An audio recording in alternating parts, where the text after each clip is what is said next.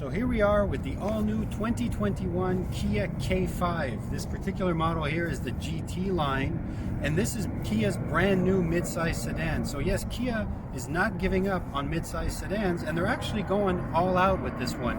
This particular model here has a turbocharged 1.6 liter engine, gives out 180 horsepower, and it does have all-wheel drive as well. So they're trying to bring a really competitive product to a segment that's on the way down, but that still has a lot of interest from consumers. So let's get it out on the road and see how it drives.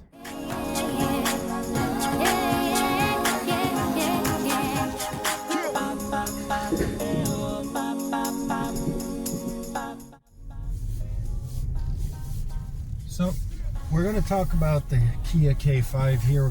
We've been driving it for a little bit, long enough to get a good sense, because ultimately it is what I expected it to be. Kia in their vehicles, they do they have this personality which goes across the board. Incredible refinement inside, very, very nice. The materials are top notch. And that's really the first point that stands out about the Kia K5. By far the nicest interior in its segment. It's technologically advanced, it's modern, but at the same time it's elegant. So big points on Kia for that. Second great thing about the Kia K5 is the level of comfort. You know, it's when you're buying a mid-size sedan, yes, there's a certain percentage of people who will want a sporty car, but most will just want a good highway cruiser, grand touring type vehicle, and the K5 certainly delivers in that respect. Oddly enough, we're also doing the shoot of the new 2021 Cadillac Escalade today, and as I was driving the K5, it kind of dawned on me that it's as comfortable as the Escalade is, and maybe a little bit more. And if you were to compare it to some of its competition, like the Toyota Camry, the Honda Accord, which are the front runners in terms of comfort, it's really on the same level.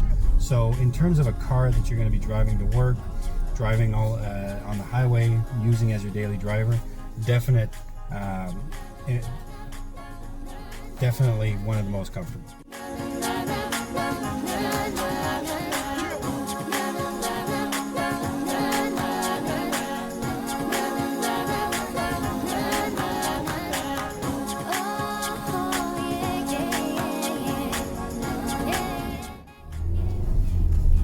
Another thing that Kia does very well, and they've done it very well in the K5, they also do it very well in the Telluride, is what they give you and the value you get for the money. You know, this here in Canada is about $35,000 for the GT line, and it is loaded.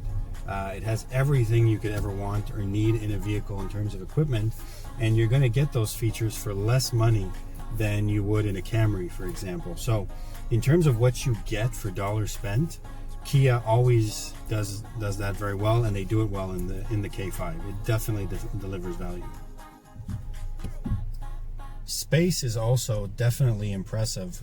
The trunk, for one, is larger than most SUVs. I mean, there's a ton of space in there, and the rear seats are actually pretty good as well in terms of legroom. In front here, it feels a bit more cramped than it does in a Camry, but that's just a feeling because of the bulky design of the dashboard. Because in terms of interior space, the K5 really delivers.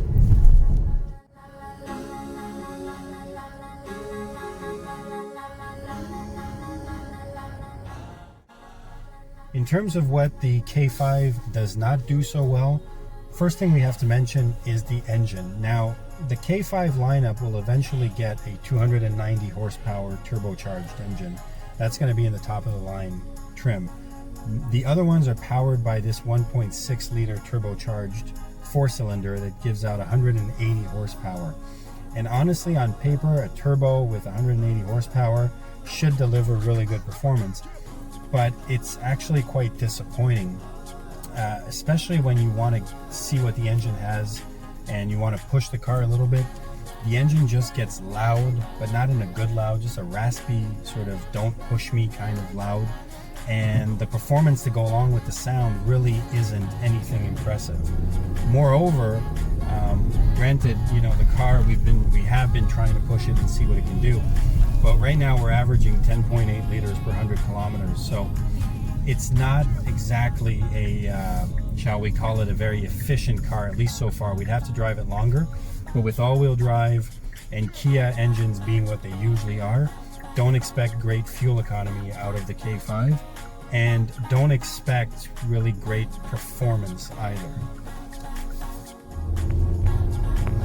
Another really annoying thing about the K5, and this applies to both Japanese and Korean manufacturers, but you always hope that they fixed it.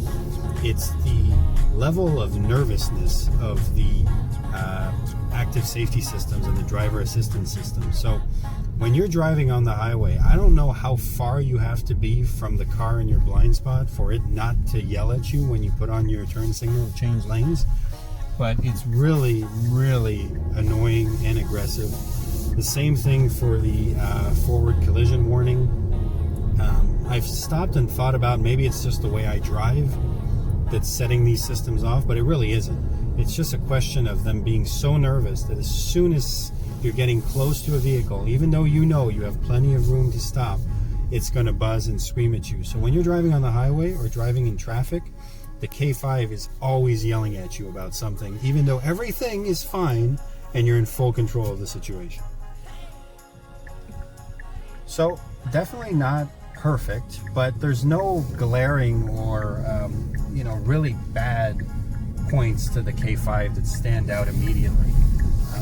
Ultimately, it really, again, I'm talking about Kia as a family, because if Kia has brought out some really impressive products in the last couple of years, and the reason they've been so impressive is how they tend to give people what they want, and that is a smooth, refined ride. It's a comfortable vehicle. You kind of get in, it's easy to drive, everything makes sense with the infotainment system. There's a lot of room inside as well, so it just does what most people want it to do, and the K5 does exactly that. Now, we're going to have to wait. I think the 290 horsepower version is going to be an absolute blast from a sportiness and performance standpoint.